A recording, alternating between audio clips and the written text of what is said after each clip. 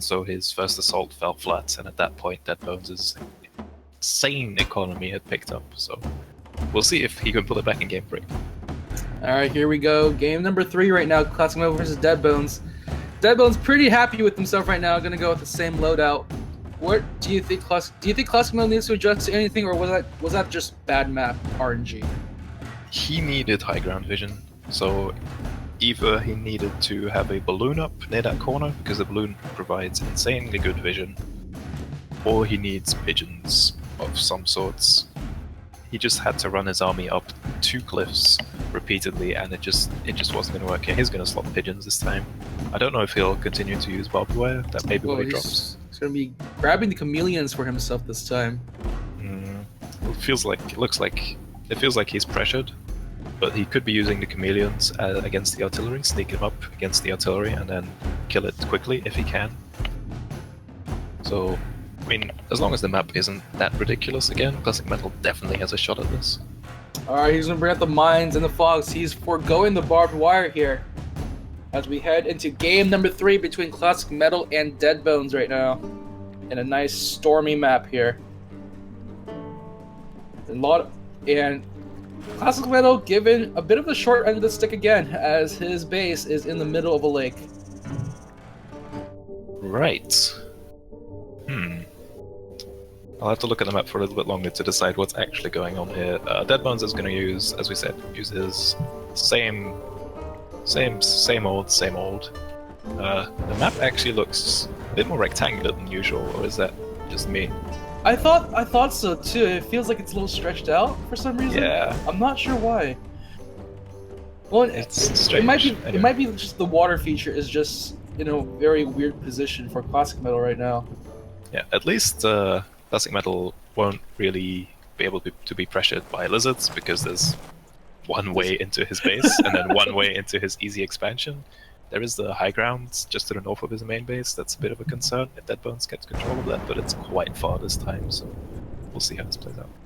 There is a nice clearing in the middle between these 2 bases. We'll probably see most of the action here, but you know, either side could go around the backside towards each other. But do you think this water feature is actually good for ClassicMetal then, since it makes it hard for Deadbones to actually approach? His main base is really safe. I don't think it's gonna matter that much. Deadbones isn't going for lizards, so we won't see insane early aggression most likely. The water feature is gonna be annoying for ClassicMetal more than anything, I think, because he has no... I mean, he could get to the base to the north of his main base and then just grab that and burrow to it every time. But it's just annoying to get from one place to the next if you have to burrow every time. Alright, both commanders going down to each other. I will say the forward warns are really nice from both sides, both of them realizing they need to get to the battlefield as quick as possible and puts their warns as far forward as possible. And it looks like Deadbones will be investing in lizards, it looks like. So lizards and squirrel army composition for Deadbones. It can work. The lizards do sort of soak up some damage for the squirrels, but then again, squirrels in this patch have quite a bit of HP themselves.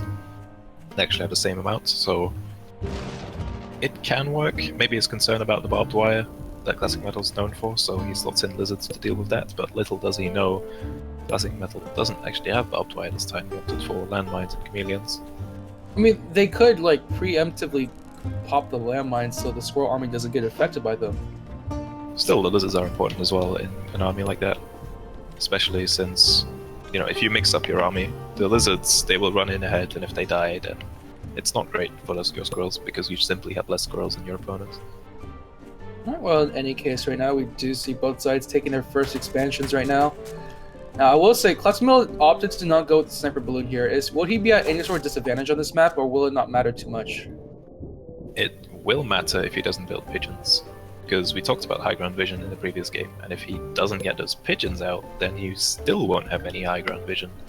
And Deadbones has some nice high ground to work with, so I hope ClassicMetal can catch on to this. Deadbones is going for a sniper balloon, and ClassicMetal didn't contest, even though I feel like he had good enough unit numbers to contest the building of that sniper balloon.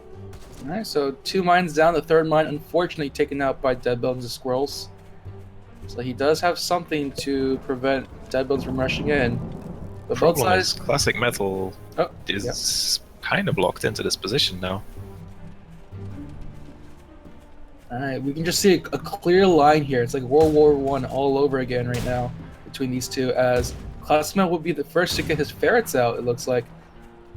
But And there's already a balloon, so unless he moves all the way to the south, it's going to be really tricky to make the ferrets do anything useful. And the balloon says hi to ClassicMetal as he takes out one of the squirrels.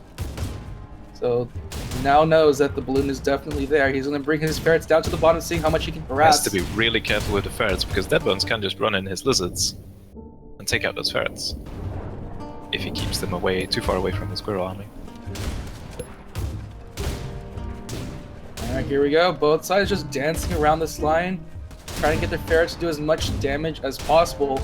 Should be noted, ClassicMetal still hasn't opted for the pigeons quite yet, so he won't get the quick heal for these engagements. Let's see who's going to be doing much. It looks like Deadbones will be opting for that balloon, but here come the lizards, taking out one ferret, two ferrets now, and now he has no more ferrets. Deadbones has been marching right in with his lizard and squirrel army hybrid, and they're going to be chunking squirrels one by one on ClassicMetal's side. He only has 4 squirrels to his name. They're coming back for some reinforcement right now, but now they're going to focus in on this expansion, taking out 2 farms. Still going to focus on the farm, not on the expansion quite yet. He's going to probably back out here at this point. ClassicMetal now back with an army to defend a little bit, but that was just some major damage done to ClassicMetal's side. 3 farms he down. put his ferrets out too far in front, like I said, he would have to be careful about. And he couldn't get his squirrels in position in time. And then without the ferrets for support, Deadbones' army was strong enough to overcome ClassicMetal, and he just won the fight. There was also the second sniper balloon for Deadbones went up uncontested, even though ClassicMetal had his ferrets right then and there. Oh, that one ferret. That ferret just avoids a second shot nicely, leaving himself with only 1 HP. Alright, the dance continues between both sides. It looks like ClassicMetal is going to try to juke around the north side of the map. Can he get anything done with this? It looks like Deadbones is going to say no to that. He's going to swing his army upwards, crashing his lizards into the squirrel army. The one ferret is gone. Can they take out the sniper balloon? Do they have the ability to? It doesn't look like ClassicMetal just doesn't have the raw numbers. He's going to call the GG. That's unfortunate. And Deadbones will take the series 3-0. So we have our first grand finalists. Deadbones will advance.